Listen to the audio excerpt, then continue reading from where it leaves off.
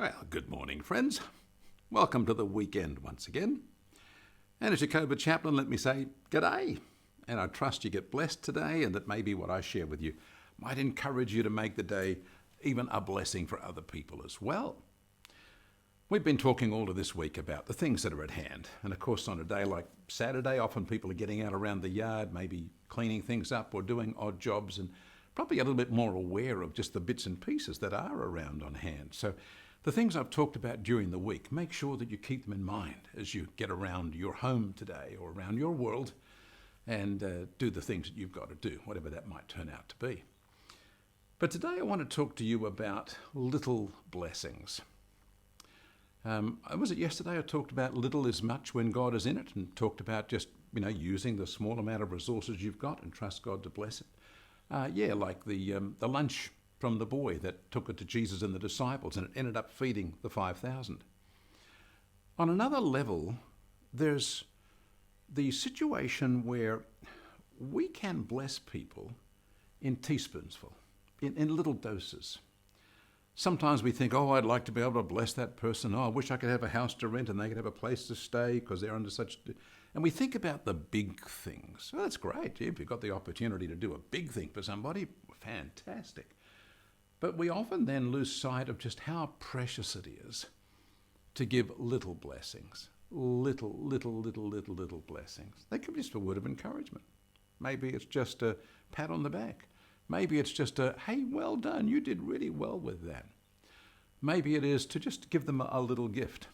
Many years ago, my wife, as a little girl, went on television for some children's program and she recited a poem about I am a hippopotamus. Maybe some of you know the poem. Just a sweet little thing. She did quite well with it.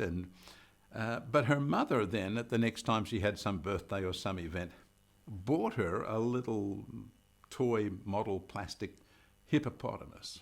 Silly looking thing. How many people have a hippopotamus on their dressing table? But it really meant something to Susan because it was personal. It was small, didn't cost much money, but it spoke of the mother honouring her for that poem about the hippopotamus. You see, that's a really little thing, I've got friends as they were growing up and they're learning how to crochet, they'd make a little bookmark for someone to use in their Bible with the person's initials on it or something like that. And it wasn't necessarily very perfect. This is a person who's maybe only learning how to do the crocheting or that. But the gift was really treasured because it was thoughtful. It was a little thing. Sometimes the little thing that we do is just a word.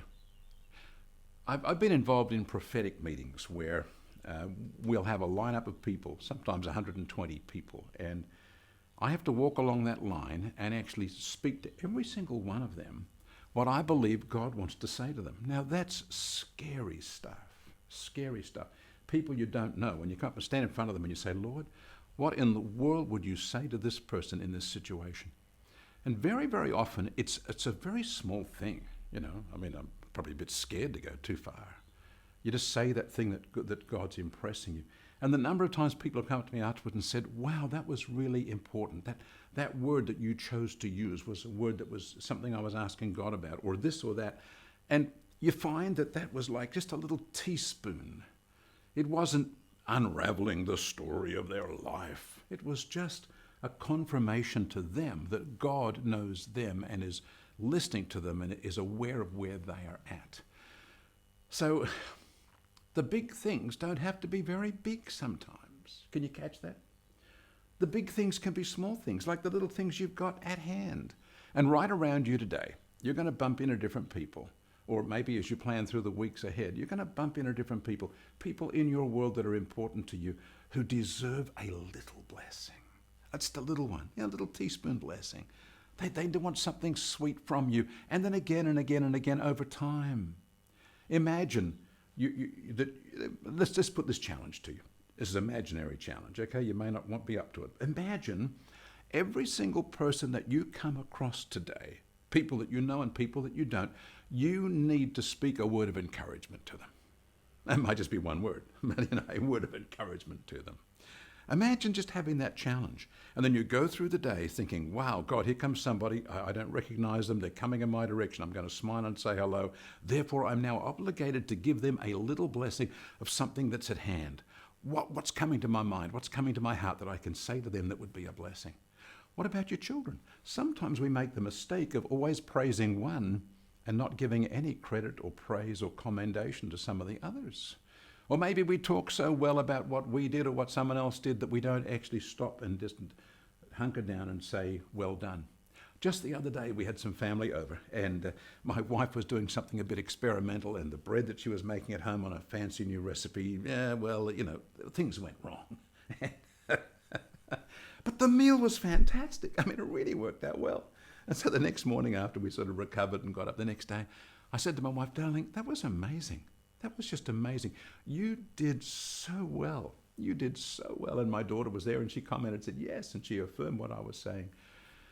Now, my wife didn't do handstands on the kitchen counter, but I knew that she appreciated, that I appreciated, that God really blessed her, and she really did well. She blessed all of us in a lovely, lovely way. It doesn't kill you to be kind, you know. It doesn't kill you to be thoughtful.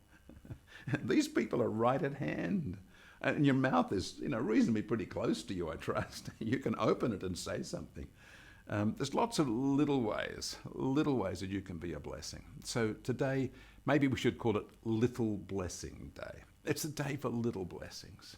Maybe the whole of the weekend, and why not the rest of your life? Just choose that today you want to be a blessing, but don't worry about making it a big one. Let it be a little one, and then follow it up with another little one and another little one, and just be a blessing. Little blessings of what's in hand that you can give away to somebody else. Because I'm sure you've got lots and lots of opportunities you haven't even stopped to notice. Make that your challenge today and tomorrow for the whole of the weekend, being a person of little blessings to all the people that you meet. And as you ask God for wisdom and as you do your very best to do what I'm talking about today, may God bless you.